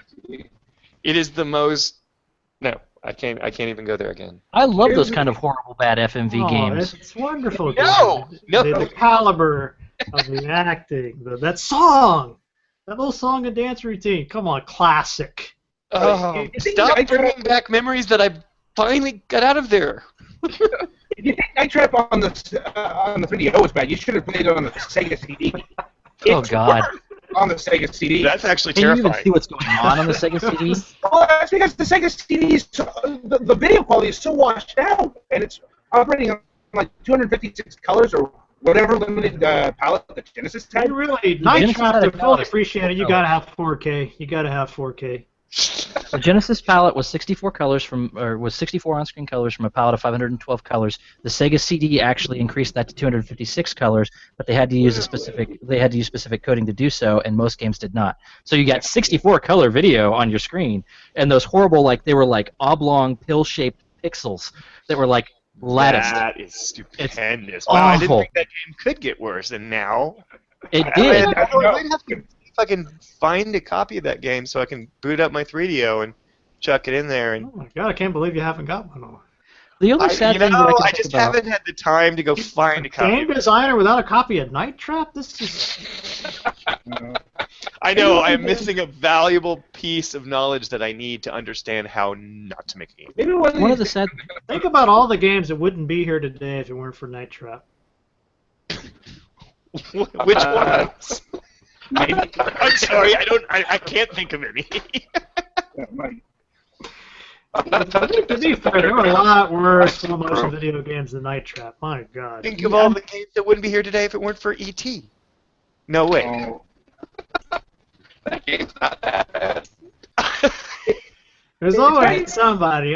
Custer's Revenge, and they'd be like, "Oh, that game wasn't that bad." Oh, I've never played Custer's Revenge. oh, that game. I played E.T. I played the crap out of E.T. when I was a kid. I liked that game even though I had no idea what the hell I was doing. Well, I think back then, It does say a whole lot. E.T. wasn't even the worst game by Howard Scott Warshaw. That was the Raiders of the Lost Ark for the Atari 2600. Oh my God, we had to have both joysticks to play the damn game. Mm-hmm. Yeah, Ugh. yeah. I'm like, What did Yara's Revenge, though? I mean, you got to give them. Yara's Revenge was awesome. yeah, Yara's Revenge was amazing. But we just went back to It was combat. no or Night Space Trap, Invaders but over I and mean, over. it was a decent game. Which one? Yara's Revenge. Yeah. It's kind of one of those ones you kind of wonder what would have happened if they'd actually released like an arcade cabinet of that, because I never saw one. No, you're The collectible items, that one came with a comic book. I think Yes, Yara's it did. Revenge actually did have a cabinet for, briefly. Yeah. Do you know what we missed out on? Did you guys ever see the prototype of the last Starfighter cabinet? Ooh, no. Oh, look online, see if you can find information on it. You know the cabinet that you saw in the movie? That's what the cabinet looked like. The graphics weren't that good, That but the kind of graphics weird were because still you really couldn't look impressive. directly at the screen, right? Yeah. I see a true Last Starfighter fan would have got that reference. Plus, with that technology back then, how could you do a really good? Well, it Awesome. looked pretty good. The game looked pretty good comparatively. I mean, for the time that it came out, it's pretty impressive especially for an Atari game, because you're talking 1983. Atari games in the arcade were starting to fall pretty far behind in the graphic fidelity and the audio fidelity of the games, because they were really starting to struggle. But it looked fantastic, and it died. It never finished coming out, which was kind of a The console disappointment. didn't spin around when you did the Death Blossom. It just wasn't going to work for me. Yeah. That's where they gave up. Just like, no, we can't do this. It's like, do you guys remember Galaxy Force in the arcade? Been waiting for his final thought. you could be waiting a while, man. For who? Chris's final thought? Yeah, Not whose mine final yet. thought are we on? We're on Chris's. Joseph's here. Oh, sorry. So my final thought is, since Beamdog seems to be successfully taking a 15-plus-year-old engine and still making new games on it, and potentially, if Siege of Dragonspear does well, they might make a Baldur's Gate 3 using the same engine as Baldur's Gate 2. Can you think of another game where they could go back from 15, 20 years ago and just start using that engine again and enhancing the old game or making a sequel or an expansion pack? King's Quest VIII: Mask of Eternity. Don't remind me of that game. I lost a laptop to that game. Night Trap. Night Trap. Myst 3: Exile. I'm still picking pieces of the laptop out of the wall for that one. I Boo. think Might and Magic 6 might hold up okay. Yeah, that was originally that was Oh, originally supposed to have a fully 3D engine, and it got cut at the last minute. Oh god. What was that sort of game where you could move in, what was it, 360 degrees? Just 6 dimensions of movement or something like that. And Battle you're Spire. kind of going down, you're kind of you go up, and what was that thing? I I don't forget. know. You're ringing a bell here. Descent to honestly, Undermountain. right on top of my tongue. I Star Wars? think Howard Scott Am I Warshaw. close? E.T. 2000. Oh. Oh. I can't believe, by the way, they haven't did a ET reboot yet. There's I don't the think you Ghostbusters reboot thing. That I'm wants terrified to- of. But if you They're still go back and rebooting Short watch Circuit. E.T., you will not have any love for it anymore. It's one of those movies that doesn't hold up as you get older. Especially now, since they replaced all the guns with walkie-talkies. There were other ET games, believe it or not. Although I think those were like low-level affairs for like the PlayStation, the Game Boy. Yeah, there were other ET games, and they were just they- as bad. They were worse than the Atari one. Oh my God! They Check out the did- PlayStation one at some point in time. It's That takes terrifying. some skill to be worse than the Atari one. They did that odious one with the tie-in, the promotional tie-in with Reese's Pieces. What the hell? It gets worse. Product placement. That'll make any game better. No. Just what you need to see. It's like, but wait, before we go into this battle, I must snack down on my quesalupa from Taco Bell. I think the ultimate example for that for me will always be that SimCity reboot thing they did with the car, The Nissan. Nissan Leaf charging stations. Oh god, Oh, my guys, come on, this is.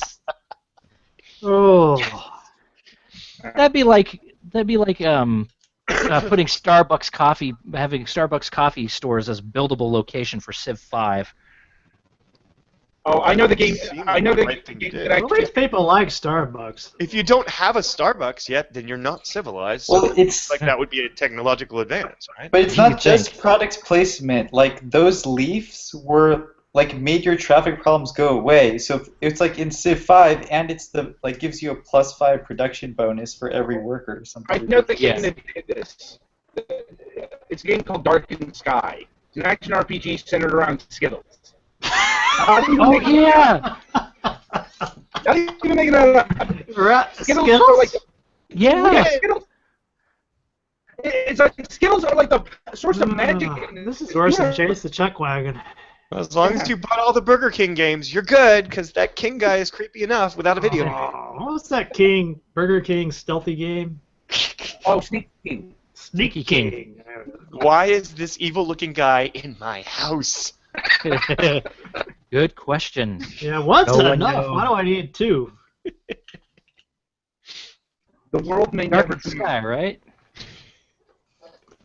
Holy crap! That came out on like all the consoles and stuff. Came out on the GameCube, the PlayStation 2, and the Xbox. Holy Sneak crap! King? No, Darkened Sky, the Skittles game.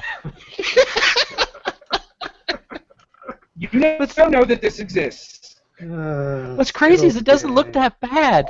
Don't go there. Do not go to They the got dark this side. thing with the armor class on that game, Nathan. It would really piss you off. Oh, of course it would. The purple Skittles are broken in that game. Sorry.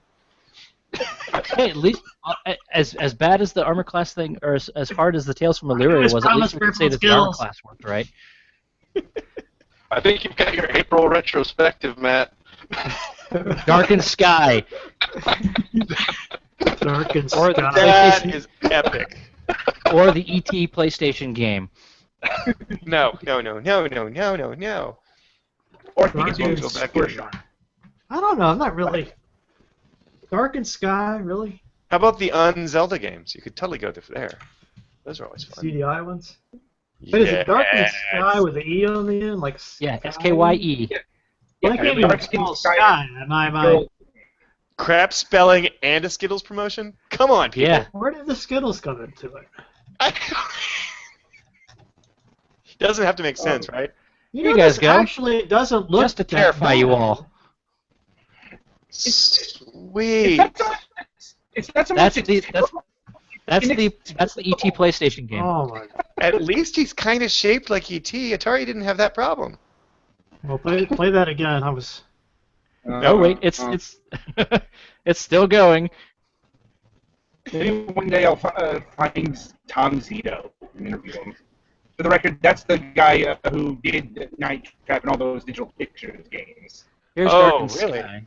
I think should they had definitely him do shot, right? The Congress. Didn't they get kind of pissed off at him? Hillary, I think Yeah. Hillary Graphics Clinton was themselves don't actually, look and Joe terrible. Lieberman were ganging up on him. The graphics of this remind me of the Wizardry 8 engine. You know, I wasn't going to say that. Or the fact that Ultima- you can Ultima 9 find Ascension. a long play on the internet of it is enough. Terrifies information. you? Yes. It doesn't look that bad. I'm sure it's Where's the terrible, Skittles? but I want more Skittles. I don't. It depends on how ugly the product placement is. yeah. Is that a rat she's fighting? No, it was a flying something. I thought it was a rat. There's the Skittles. They're on a plant. It is a flying rat. It's a flying rat. Oh well. You have to fight rats if it's a real game. If it's a real adventure Here game. you go, Matt. Here's your Skittles product placement. Oh, you planned that. No, it's my wife bought it Oh, from me you last planned time. that. This is set up. He's been saving up those Skittles for a week. Hell yeah! You know it. I exactly knew that Adam was going to talk about Dark and Sky. I was just waiting on bated breath Oh, for you it. guys, how could you set me up like? I've had those Skittles for Mm. 4 years, just waiting for someone to bring up that game. I worked on that game. Damn it! It's the only game I ever worked on. Now we're going to get labeled by Skittles and probably have to give them an ad. I was going to say, I mean, how much product placement did they just get? Skittles. I have to say, out of all the candy that I eat, Skittles are my favorite. So Reese's. I love Reese's, but if I have a choice between Reese's and Skittles, I'll go with Skittles. No, I'm going with Bonkers. Remember that? Oh, God, I think I do. Pixie Sticks. Name sounds very, very Big familiar. League Chew. I remember Big League Chew. Oh, wow. I was trying to remember this. Do Garbage Pail Kids come with a stick of gum? You know, I don't remember those. Usually it was dry and cracked and nasty. Oh, I mean, just like the old Topps baseball and football card gum. I mean, you pulled that out of the package and it just snapped. You could find fresher gum on the bottom of a desk. It's amazing how You gum on the pull bottom that gum out of the stays package and it so would fresh. puff into dust. Oh, it shows us he's got. Let's see, guys. What's that? There. Show us. Wait, that's not Skittles. We can't. That's conflict of Is interest. Lint Hello, chocolate. my name. Hello, my name is Crunchy, Crunchy Nougat. Nougat. This is my favorite chocolate bar ever. It just came out like a year ago. This is, if you like hazelnut, this is really good. We're See, gonna this is have- why you're we gonna need the have to reach technology out. to phase this stuff through so I can just take that bar and try it. We don't get Lindt chocolate around here at all. You're going to have to reach out to all these You companies. can get and it. manage Do you have your cut, Amazon man. Prime? See, if this is Oculus No, I Rift, I don't. could be tasting that bar right now. Oculus Taste is not in yet. You can get a 12-pack for $36. That's the same price as in the store. Ooh. I may have to take the. Well, the thing is, I don't know how it tastes. I may not like it. Well, do you like That tastes really- hazelnut? Mmm. It depends. Some Aha. hazelnut, yes. Wait, what some hazelnut, brand no. is there? That looks like You said you like nougat. Oh, it's So- Boulevard. Never mind, I've had it. Boulevard, yes, is a very special. Oh, we got more of the 8-bit They pale pay ale the in bills. down 8-bit. here. Cool. All right, guys, we gotta get. Come on, Yeah, I think we're gonna break this party up. Nathan. Final you've had thoughts, no Rob. thoughts. Yeah, Rob, what's your final thoughts? I don't. All my thoughts have been driven from my head by thoughts of Skittles What's your favorite Skittle color? and Dana Plato. A Skittles commercial with Dana Plato. Ah. Imagine playing Night Trap and eating a big bowl of Skittles at the same time. And watching ET at the same time. Oh, I 3D don't think we're gonna remake. top that. Actually, my Oh, final look, it's thought so is exciting. It's getting blurry. Look at this. wow. Oh, it's back. My final thought is congratulations to the Overload guys. You pulled out a miracle. That was a nice save in the In final. the last 2 hours. Yeah, the last 2 hours especially. It was amazing. I mean, they brought in a lot of people that. Good on them. Good job. They guys. did it right. They finally figured out the key that they needed to get the people to come in, and that's awesome because a lot of companies don't. Kickstarter is quite an evolution. I mean, the time period of your Kickstarter is a big adjustment period. You're going, I don't know how this works. I don't know how this works. I'm still guessing. And then something works, and you do that. So my final thoughts are, with them rebooting all of these old TV series and video games and stuff, like Fuller House, and now we're getting New Descent game. which is awesome. I was sitting around wanting another Full House. I mean, there's so Oh, many no. I thought shows that was a I'd good rather idea. see. Come on, TNG, Star Trek: The Next Generation, Shouldn't it be Blink Full House? 7. Not. I mean, that's Yeah, it Family should just be Ties? Full It House, should be- but it should be Family Ties. Yeah. That was the good one. Full House was the bad one. well, Full House was not terrible. There was a hell of a lot worse series out there. But have you guys actually seen Fuller House? No. I'm like, I'm offended by the fact that it's one of the few 4K titles that you can get from Netflix. What's Just- going on with this supermodel pose on your camera over there? Who? Adam? It's all I'm seeing is a knee. Relax. Use Nair. He's playing Night Hey Trap. guys.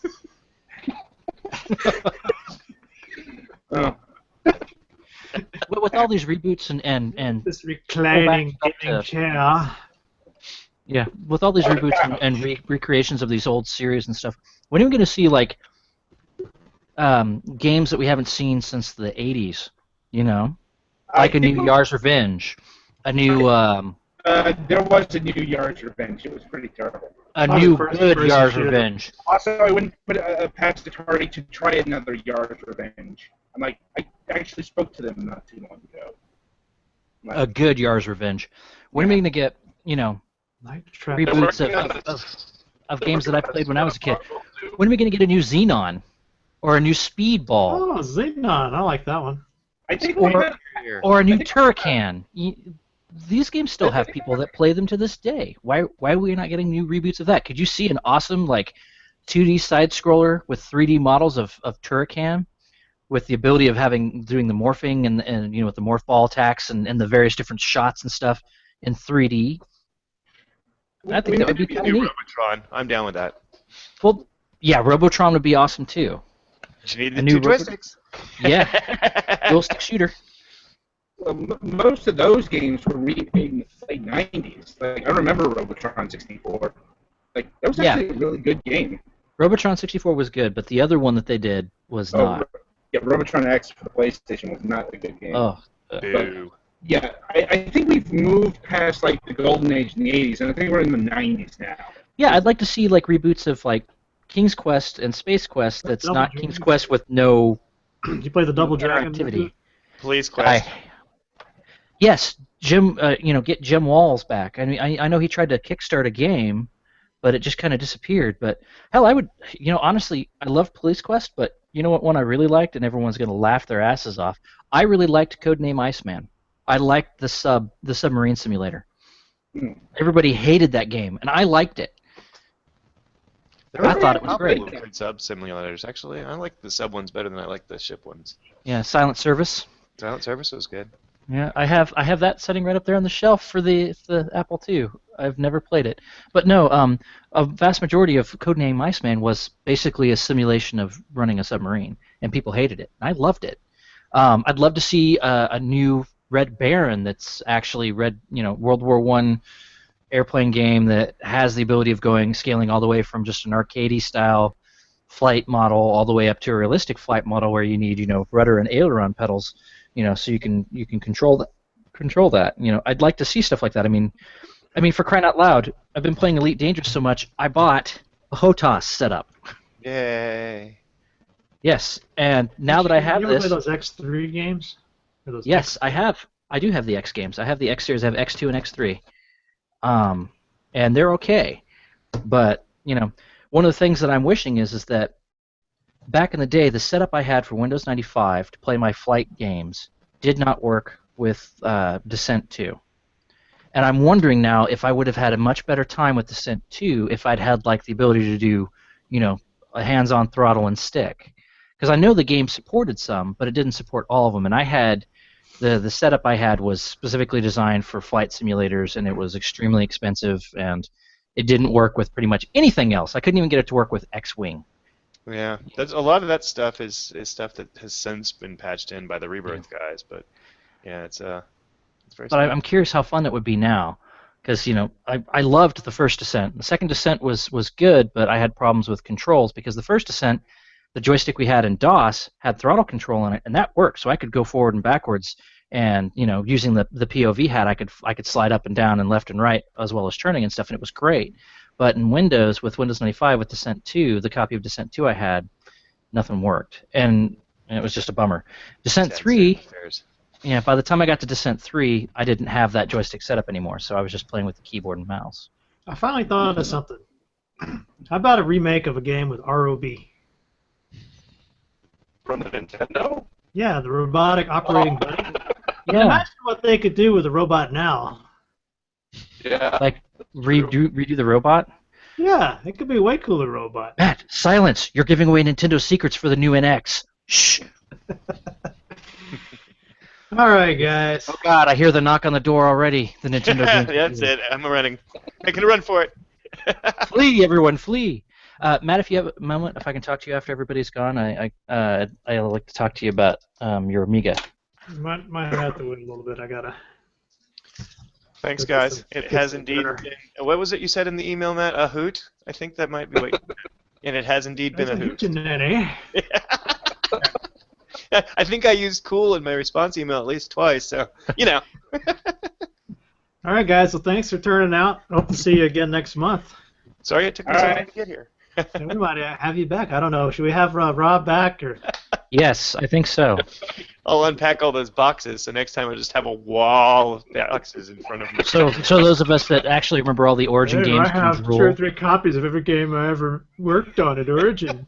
You come across a spare copy of something like Ultima Savage Worlds, let me know. Oh no, I do. Well, I don't think I do, but I might. I'd have to check. Because that's another game that I can't seem to find a Savage box Empire. copy that's in detail. Wait, Savage Empire. Or Savage Empire. I have Martian Dreams. You have I just Mount don't have Savage Drash. Remember Ultima Mount Drash? Yeah, Escape from Mount Drash or whatnot. That's not real. This conversation never ends. All right. You're just gonna have to hang up on us, man. All right, I'll talk to you guys later. Nice to meet you. Thanks a lot. Nice to meet you. Anyway, everybody, it's been fun. See you next time. All right.